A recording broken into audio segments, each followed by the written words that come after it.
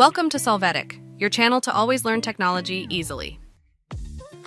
Below in the description, you will find useful links we used in this video.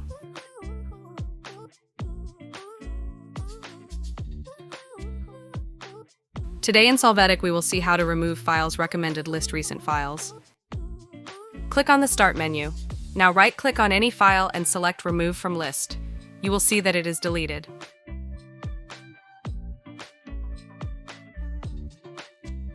After that, right-click on the desktop and choose Personalize.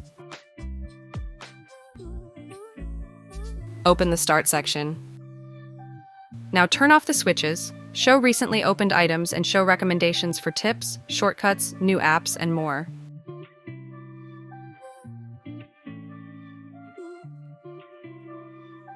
You can click on Start again to see that the list of files is cleared.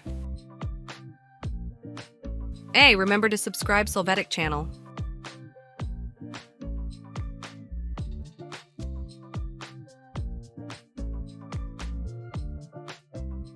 We hope it has been helpful for you. Here are links to watch more videos of your interest and subscribe to the Solvetic channel. Thank you.